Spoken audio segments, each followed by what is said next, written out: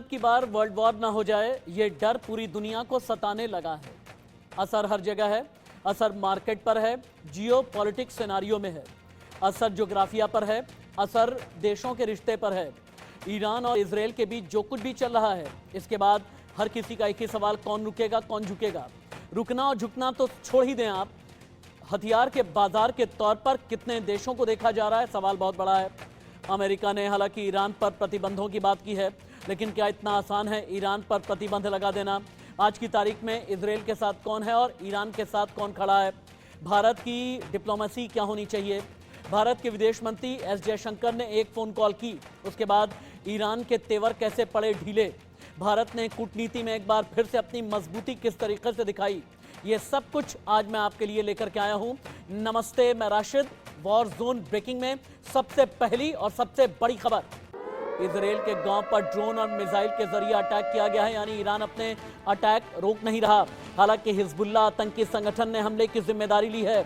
14 लोग घायल हो गए हैं। इजरायली आर्मी बेस पर मिसाइल और ड्रोन से अटैक किया गया। ड्रोन और मिसाइल अटैक अल आरामशे गांव पर हुआ है। घायलों को गैलीली मेडिकल सेंटर में भर्ती कराया गया है।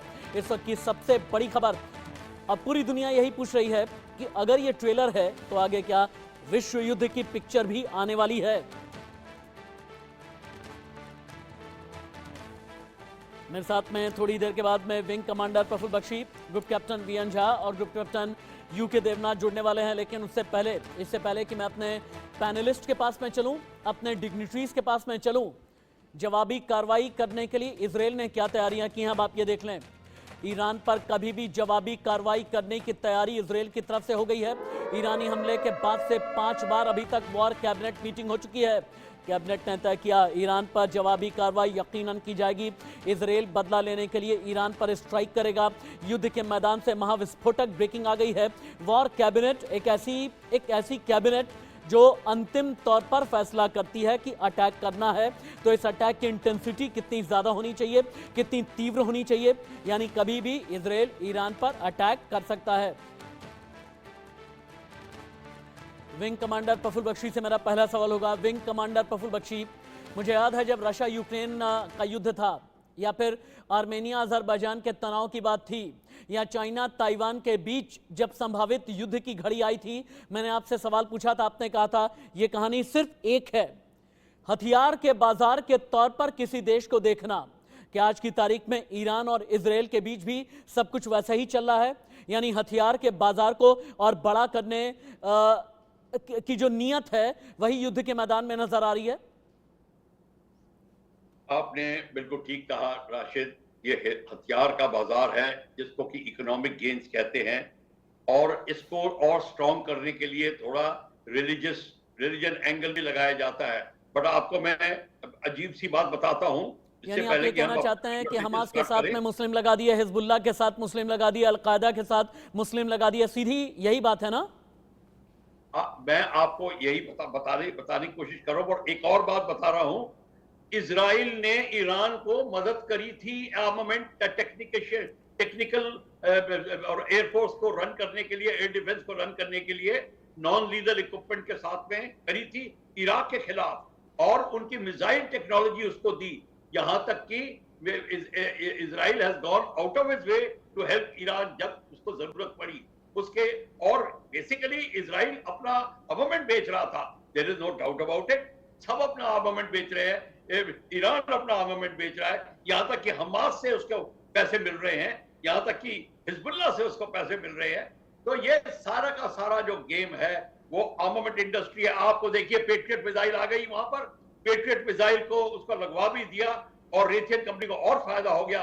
इराक में पेट्रियट को जब लगाया था उसका फील्ड ट्रायल भी नहीं हुआ था, एकदम से व्हाइट हाउस ने कहा पेट्रियट पर लगा दो। तो आप देखेंगे जितनी मदद अभी इजराइल की भी मदद हो रही है, यहां तक कि इजराइल को भी आर्मामेंट से मदद की जा रही है, फाइनेंशियल नहीं हो पर जो भी है डायरेक्टली रिलेटेड टू आर्मामेंट है, आर्मामेंट बाजार है, ये सारा का सारा गेल है। और ये जो अब मदद की है यूनाइटेड किंगडम, जॉर्डन ने और अमेरिका ने इसके मिसाइल जो शूट डाउन किए और यूएवी शूट डाउन किए हैं जो ईरान के, इस सब का पैसा धरवाया जाएगा। इजराइल ने वो कोई मुफ्त काम नहीं कर रहे, ये सारा का सारा गेम एक तिजारती बाजार है, जो कि और इसका आधिपत्य जमाने के लिए लोग तरह तरह के करते हैं। विंग कमांडर रशिया को लेकर के भी बड़ी खबर। रूस क्या कर रहा है, व्लादिमीर पुतिन के दिमाग में क्या चल रहा है। ईरान इजरायल युद्ध को लेकर के विश्व विस्फोटक ब्रेकिंग आ गई है। इजरायली हमले से बचने के लिए रूस की मदद लेने को तैयार है ईरान।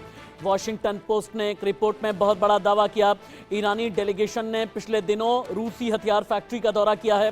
पहले हो चुकी है रूस और ईरान के राष्ट्रपति की बात। सवाल बहुत बड़ा यह है, वॉशिंगटन पोस्ट की रिपोर्ट आखिरकार क्या इंडिकेट करती है। ग्रुप कैप्टन वीएन झा शायद ज़्यादा अच्छा बताएंगे और बेहतर तरीके से हमें समझाएंगे। Group captain VN Jha, Iran के साथ में कौन है और इजरायल के साथ में कौन, वर्चुअली और रियलिस्टिक तौर पर आप हमें बताएं और समझाएं। और अगर पिछले दिनों ईरानी डेलीगेशन ने रूसी हथियार फैक्ट्री का दौरा किया है तो ये इंडिकेशन पूरी दुनिया के लिए कितने अलार्मिंग और कितने रिस्की, कितने खतरनाक, कितने विस्फोटक हो जाते हैं। राशिद नमस्कार और आपको धन्यवाद कि अपना मैं ओपिनियन रख चुका हूँ। मैं थोड़ा सा वैरी करता हूँ इस ओपिनियन में। अभी जो प्रफुल्ल बख्शी जी ने बताया हुआ है, थोड़ा सा मैं डिफर करूंगा। हम दो चीज को मिक्सअप कर रहे हैं। रशिया यूक्रेन में जो चल रहा है वो टेरिटोरियल वॉर है। रशिया एक यूक्रेन का एक टेरिटरी लेने की कोशिश कर रहा है या ले चुका है, लेकिन ये इसराइल और गाजा में जो चल रहा है ये आइडियोलॉजिकल वॉर है। ये अभी से शुरू नहीं हुई है, ये जब से इसराइल फॉर्म हुआ था तभी से चल रहा है। कोई भी अरेबियन नेशन इसराइल के फॉर्मेशन के पक्ष में नहीं था, क्योंकि वो यही मानते थे कि ज्यू जो है वो काफिर हैं, उनको वहां रहने का कोई हक ही नहीं है। मतलब देख लीजिए कितने कितने वार चले हुए हैं। 10 वार तो मैं अभी आपको गिना सकता हूं जो अरब और इसराइल के बीच में हुआ है।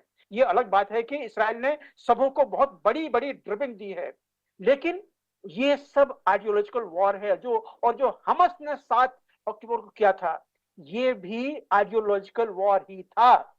हमस नहीं चाहती कि वहां पे इसराइल का आधिपत्य हो। और ये सिर्फ हमस नहीं है, अकेले गाजा में मैं आपको बता सकता हूं कि वहां पे हमस है, वहां पे यूनाइटेड जिहाद काउंसिल्स के लोग हैं, जितने वहां पे जो रिफ्यूजी कैंप्स हैं, हर कैंप का मालिक जो है यूनाइटेड जिहाद काउंसिल का है। याद रखिए। तो ये दो तो आपको गाजा में मिलेंगे। और दूसरे तरफ जो अभी जो रॉकेट हमला हो रहा है वो कहां से हो रहा है? वो हो रहा है वेस्ट बैंक से और लेबनान से। वहां पे कौन है? वहां पे हिजबुल्लाह है।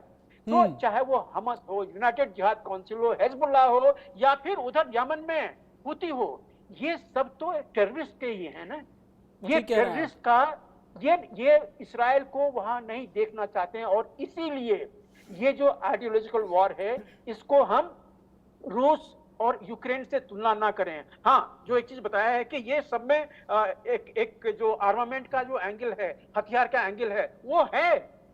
अगर किसी को अगर अपनी अस्तित्व बनाए रखने की जरूरत है तो मुझे वो हथियार रखने पड़ेंगे कि अगर दुश्मन कोई हम पे हमला करे तो नेचर ऑफ वॉर की बात कर रहे हैं। आप ठीक कह रहे हैं कि रशिया यूक्रेन के साथ में कोई पैरेलल इस्टेब्लिश नहीं होना चाहिए। जिस जगह हिजबुल्ला हो, जहां पर हमस जैसे हो, या फिर जहां पर हुती विद्रोही आ जाएं, या फिर जहां पर रेडिकलिज्म का सहारा लिया जाए, यानी रशिया यूक्रेन वॉर को एक अलग डायमेंशन से देखना चाहिए और एक अलग आयाम में देखना चाहिए। बाकी जिन जंग के बारे में आप अभी डिटेल बता रहे हैं, यहीं से आप अपनी बात आगे बढ़ाएंगे। लेकिन ईरान की मिसाइल तैनाती को लेकर के मेरे पास में ज्योग्राफी आ गया है, कहां पर मिसाइल की तैनाती ईरान ने की है। सबसे पहले आप जाने, तेहरान में फतेह 2 की तैनाती की गई है।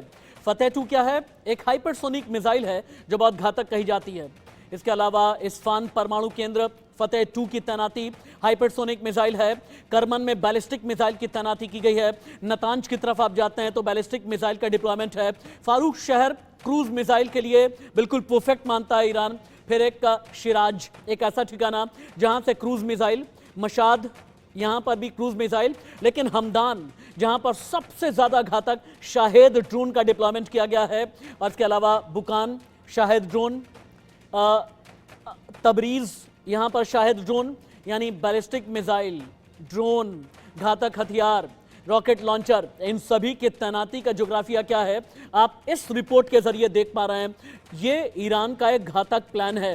घातक प्लान यानी इजराइल पर आगे भी अगर अटैक करना हो तो सबसे पहले चारों तरफ से अपना डिप्लॉयमेंट कर दिया जाए, 360 डिग्री डिप्लॉयमेंट के साथ में ये अटैक किया जाए। इस तरह की तैयारी ईरान की तरफ से की गई है। और जो आप देख पा रहे हैं, जैसे तेहरान का इलाका, शिराज का इलाका, मशाद का इलाका, जहां पर क्रूज मिसाइल की तैनाती की गई है, हमदान जहां पर शाहिद ड्रोन, ये शाहिद ड्रोन कितना ज्यादा खतरनाक है और बाकी जिन ड्रोन का मैंने नाम लिया है, एक बार अगर ग्रुप कैप्टन यूके देवनाथ आप थोड़ी सी और रोशनी डाल सकें। शाहिद ड्रोन जो है ये ईरान के तर्कश में बहुत ही शानदार और सक्सेसफुल हथियार साबित हुआ है। इसके दो वर्जन है, शाहिद 131 और शाहिद 136। अच्छा,